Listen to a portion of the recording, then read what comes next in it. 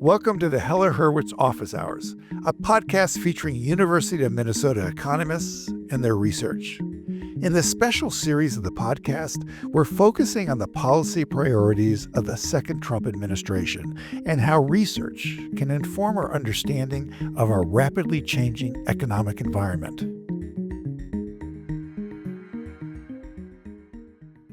The ability for a nation's central bank to operate independently is a core tenet of modern monetary policy. Independence means the central bank can focus on its mission without undue political influence.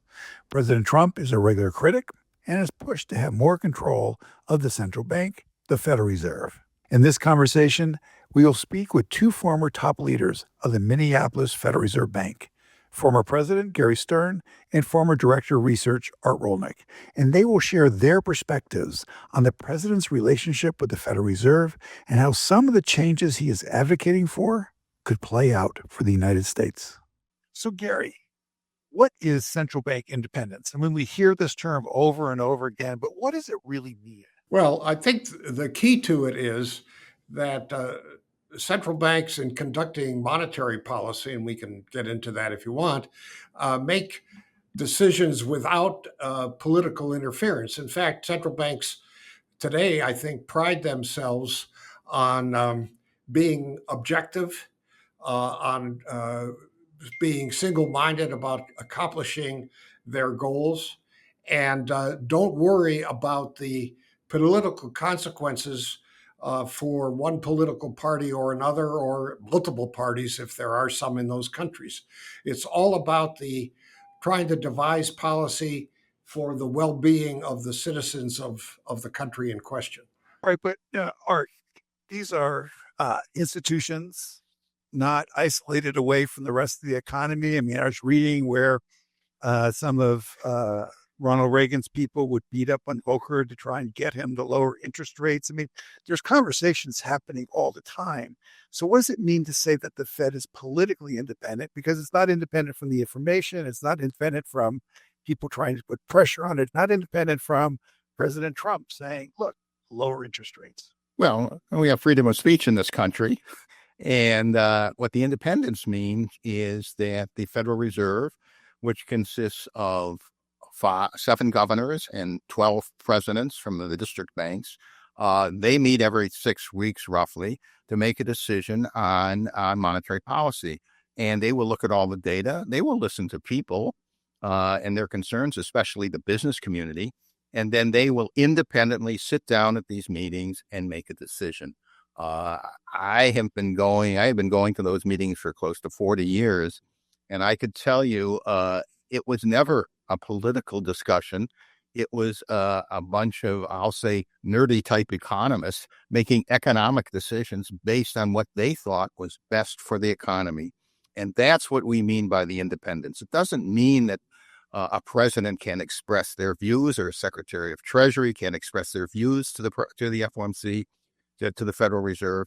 It means that we take a hard look at the data, what's going on in the economy, what's happening in the business community, and make the best decisions we can with the science of economics. So, Gary, okay, this is a little bit of an aside. Art was just describing these meetings. What were they like when you were sitting in the FOMC meetings?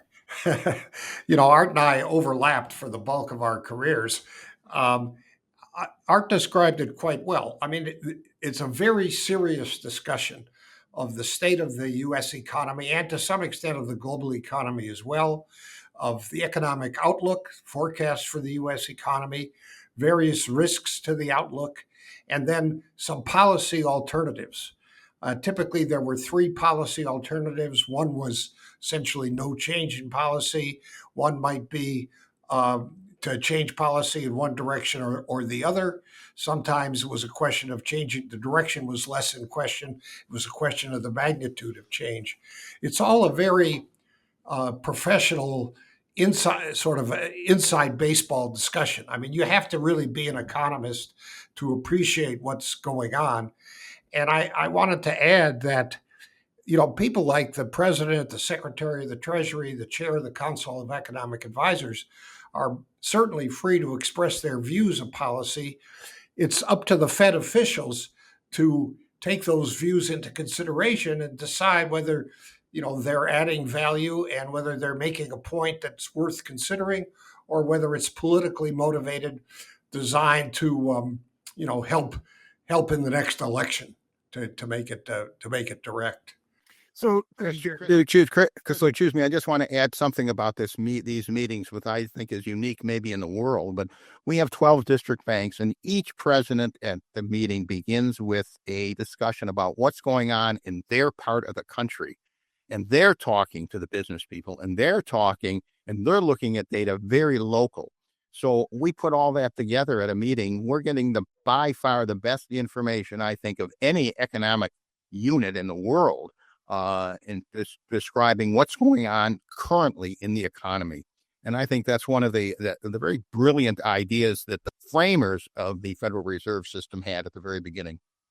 Well, and speaking of the framers, I mean, I think there's always been this worry. We're a democracy, and yet you have this institution that has enormous power, can raise interest rates, can lower interest rates. Housing becomes unaffordable. Farmers, remember with Volcker and the farmers with the tractors marching in Washington, D.C. So there's always this uncomfortableness that enormous power in a democracy, and these are unelected officials. Well, don't lose sight of the fact that the Federal Reserve was established by an act of Congress, signed into law by Woodrow Wilson. The members of the Board of Governors are confirmed by the Senate, and I could go through the appointment of the presidents of reserve banks as well. But I think a better way to think about at least the Federal Reserve is a system of checks and balances. It's not, in my opinion anyway, it's not a violation of democracy. I think it does a very good job of balancing a variety of different considerations. And by the way, no Fed governor nor does any Reserve Bank president serve for life. The governor's terms are 12 years. President's terms expire after 5 years, and they're staggered. So it's certainly possible, if that's the desire of the public, to see a fair amount of turnover in the leadership of the Federal Reserve. And in fact, I'd argue that one of the key jobs of the chair of the Board of Governors and chair of the Open Market Committee, and as well as some of the other senior Reserve Bank officials, is to help to explain and build support for the policy the Fed is conducting. Because at the end of the day, the Fed can't conduct policies that the public doesn't support. And the best evidence of that, of which I'm aware, is when Paul Volcker was chair and interest rates were quite high for an extended period. One of his great achievements was building support, or at least tolerance, for that policy, which turned out to be highly successful both in reducing inflation and in and setting the stage for extended periods of economic growth. Now, Art, this idea of an independent central bank, it always hasn't been the case. Well, it's interesting. The history of the independence and the political system actually started out somewhat differently. If you go back to the first and second banks of the United States, you're going back, let's say, to the 1830s, when the second bank was up for rechartering. The concern there was that the Federal Reserve had too much power, political power. In fact, it was claimed that Nicholas Biddle, who was essentially the chair of that bank at the time, at the second bank, that he was using the funds of the bank to influence the election. He was promoting John Quincy Adams against Andrew Jackson. Now, that you'd have a bank with that kind of control or that kind of influence was very disturbing, clearly, to Andrew Jackson when he found out about it. So he vetoed that. And we didn't get a central bank in this country until 1913, 1914.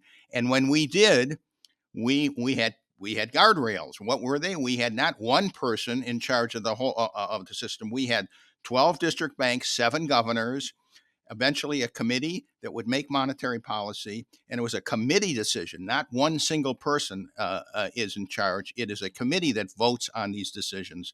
And again, I think it was the brilliance of the creators of the Federal Reserve System to make sure the Fed had to use its economic power in a way to promote the economy, not to influence the political system. So, question for both of you: what does the economic research show us? I mean, does an independent central bank really matter to economic performance or not? Well, I think the research is pretty compelling. That independent central, let me start with a caveat: the Federal Reserve or any other central bank will not always get it right. Nobody bats 1,000, and that's true in monetary policy as well. But I think the evidence is pretty compelling that independent central banks add value at the end of the day. And it's not too hard in a common sense setting, it seems to me, to see why. I mean, one of the issues you always face in a policy decision is who wins and who loses. Is there going to be pain imposed on some sector of the economy, some participants in the economy, whatever? You'd say, well, we'd like to avoid pain to the extent that we can, but we're looking. That is, the Federal is looking at long run outcomes, and sometimes in the short run, some costs have to be borne.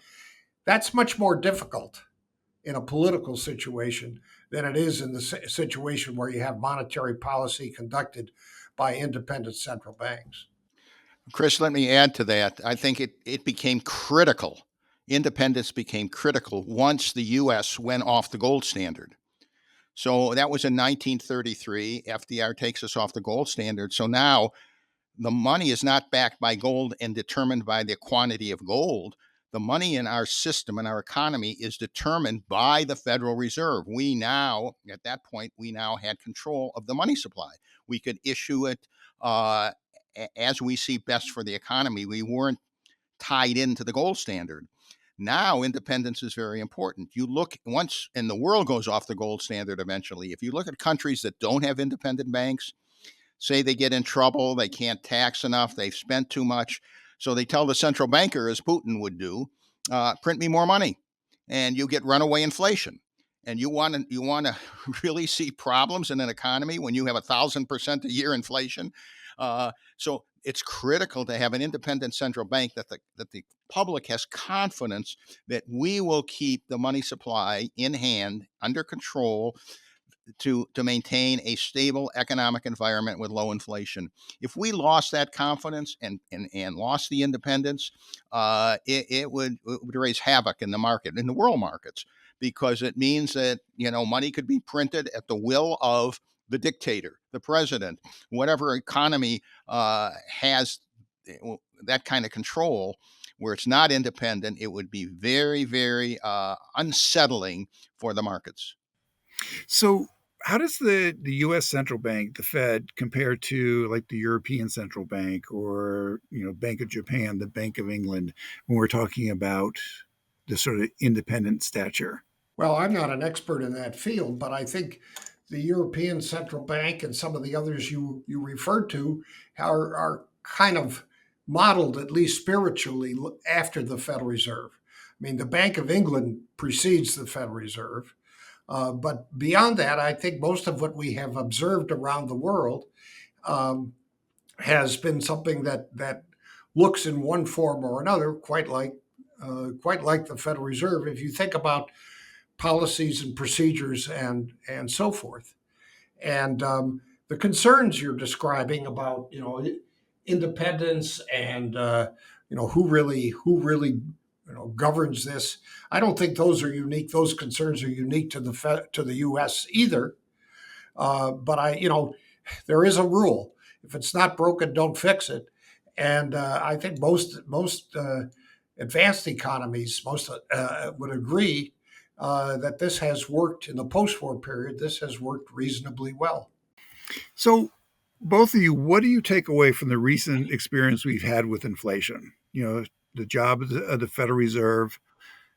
What lessons do you take away from that experience? Art? Well, the lesson I would weigh in on, there were a number of pundits who were saying if the Fed was to be aggressive in their inflation target, trying to bring inflation down, we were going to get a major recession.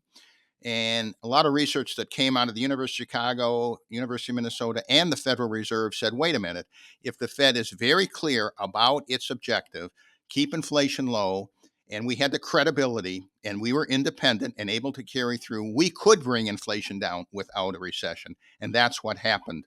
And I think it shows the power of independence. It shows the power of our ability to communicate what our objectives are, and it shows that we can produce a stable financial environment without causing a recession. And we did it, and the pundits were wrong.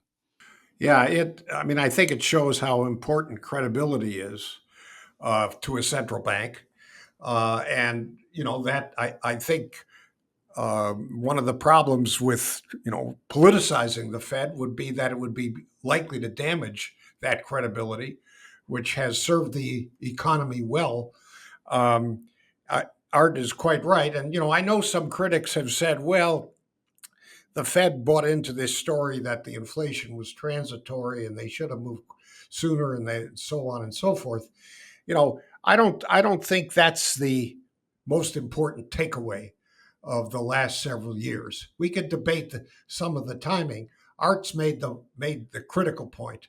Inflation came down without a recession, without declines in employment, with the economy continuing to perform actually quite well, far better than virtually any other large economy in the world.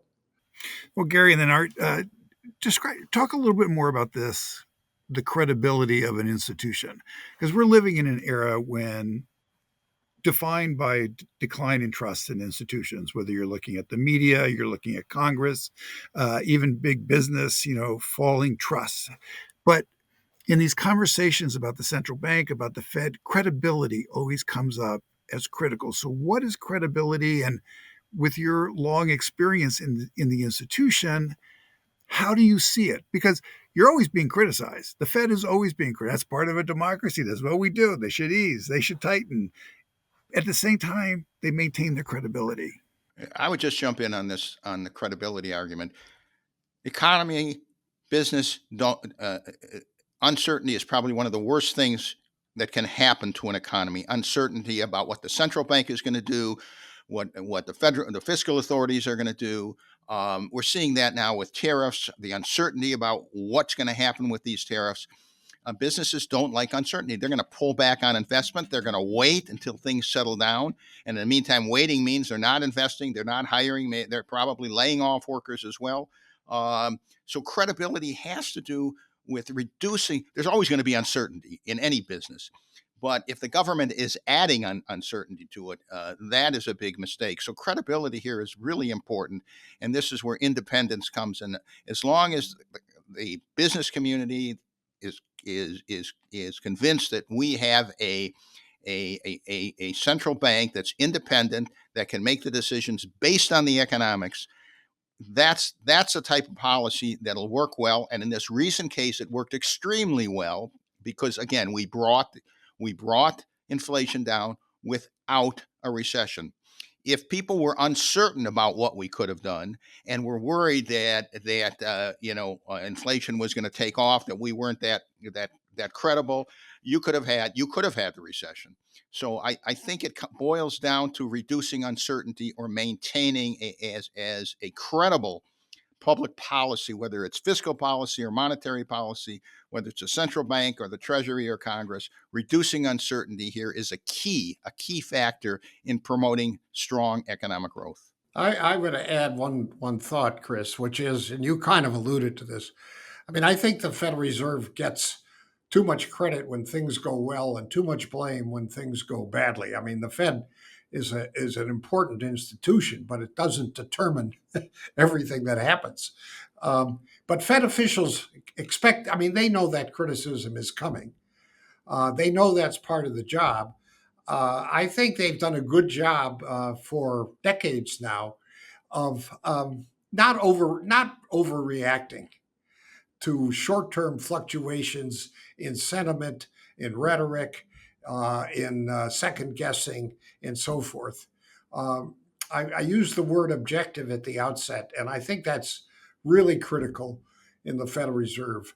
It's important to try to be as objective as you can be in setting policy, because that's going to give you the best chance of policies that benefit the widest number of residents.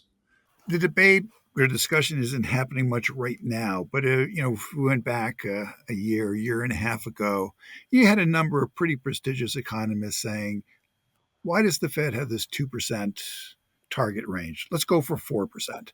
Make it 4%, declare victory." And other people say, no, that would damage the credibility of the Fed. So I'm curious what you think about this 2% target range and how important is it to the Fed's credibility? Well, I think 2% is probably as good as anything, but I think economic research, unless it's progressed beyond the days when I was really involved, says any low inflation target, 1, 2, 3%, is as good as any other. And it isn't really going to matter a whole heck of a lot at the end of the day what number you pick, as long as you mean it. And I think the European Central Bank has had a target, and it's what I favored when we were talking about this back in the day, 2% or a little bit lower. And the reason I liked a little bit lower was I didn't think the Fed ought to get all worked up if inflation dropped a little bit below 2%. That was my view. But I don't. Would I fall on my sword if it was 3% and 2%, as long as people meant 3%? No. I suppose the problem would be if you go to 3%, then somebody's going to urge you to go to 4, and then before you know it, 5, and then, you know, then your credibility starts diminishing, if not flying out the window. And so, you know, as I said before, don't fix it. So I would strongly agree with what Gary said. Our science is not that exact, if you will. It could be 2% or 3% or 4%. That's not the issue. It's pick a low number and stay with it. Be credible. And as Gary said, if we start moving that around, oh, we think it should be now 3, 3.5. No, let's go to 2. We start to lose credibility, and then enters more uncertainty into the economies. So what the Fed did over time is we picked that number 2%, and we stuck to it. I think the market believes us, and the market has taken that into account when they make decisions, and they've been right, because basically that's what we're aiming for. We're not going to get there all the time. We're not the only one. The Fed isn't the only one that determines what inflation is going to be. There's short-term effects that can happen in the economy for real things going on in the economy that can affect the inflation rate. And we can't control over all that. But in the long run, we can make a credible commitment to keep inflation at a low rate. We pick 2%. It's the commitment to a low rate that's important. So, Gary, you were head of the Federal Reserve Bank in Minneapolis for a long time. Art, you were director of research for a long time. And when you look around both the Federal Reserve Bank in Minneapolis, but around the whole system, you employ a lot of economists, a lot of economic research. What is the value of the economic research? Well, I think the value is direct in the terms of carrying out both monetary policy responsibilities and bank supervisory responsibilities. And the Fed has, major responsibilities in both areas. And I would add that one of the advantages of having high quality research done in a variety of locations is the benefits of competition. I think we all know that competition brings all sorts of benefits to the economy in terms of improving quality, et cetera, et cetera. And if you had a monopoly, say the only staff was in Washington, I think that would be dangerous in the sense that there wouldn't be the same kind of check on the quality of the research, the concern about, does this forecast really make sense? Is this policy the one we really ought to be following? So, those questions might strike you as a little overly academic or a little too in the direction of fine tuning. I I wouldn't accept that. I would say it's really healthy to have high quality research done in a number of different locations. And by the way, people's philosophy about some of this differ as well. That's why you have used to have the debate about saltwater versus freshwater economists. That was a very healthy debate, and that's something that people need to, in the Federal Reserve, as they're making policy, need to be aware of. And I would say in this statement, Herb Stein, I think, made this comment about economic research generally. It helps to keep the government from doing really stupid economic policies. I don't want to get into what those stupid policies are, but in the case of the Federal Reserve, I think when it came to managing banks, I think we've learned a whole lot about what causes bank runs, the importance of a confidence in the banking system, the importance of keeping banks from taking too much risk with government guarantees. There's been a lot of progress based on economic research, keeping our system, I think, in a sound situation. And I would argue that economic research has helped to create one of the best economies in history, and here in the U.S. So, last question. There's a long-term strand of criticism that says, the Fed has this dual mandate about inflation and employment, and the dual mandate is a constraint on the Fed. It's a mistake. And the Fed should only have one mandate, which is the price level. Well, my view of what research tells us is that the best way to keep unemployment low in a strong economy is to keep inflation low and steady, so business is confident going forward on what the price system is going to look like, what inflation is going to look like, and can make better decisions. So I don't think there's a trade-off between the two. I think low inflation enhances the economy. There's always going to be some movement in unemployment, I think, but by the Fed controlling inflation, hitting its target on average, is the best way to keep inflation and keep unemployment low. Yeah, I don't think there's a durable trade-off, Chris, between unemployment and inflation. So I'm not. I'm only reinforcing, excuse me, what Art has already said. I think that view is increasingly accepted, and but in any event, the dual mandate was given to the Fed by Congress, and so we started out this conversation about, is there enough checks on the Federal Reserve? Well, there's a good example of one right there, right in front of us. So it helps to answer that question in the affirmative. And I think that's a good note to end this conversation. So thank you very much. I really enjoyed this. Thank you, Chris. Thank you. Gary Stern is the former president of the Federal Reserve Bank of Minneapolis, and Art Rolnick is former director of research at the Minneapolis Fed. Office Hours is a production of Matriarch Digital Media, hosted by me, Chris Farrell, executive producer, Twilight Dang, producer and editor, Beth Gibbs, music by Bob Bradley. A special thanks to Heller-Hurwicz, Hannah Fairman, and Anna Adamson. Subscribe to Heller-Hurwicz Office Hours to hear about the economic research being done at the University of Minnesota. And to learn more about the research we discussed today, visit hhei at umn.edu. Thanks for listening.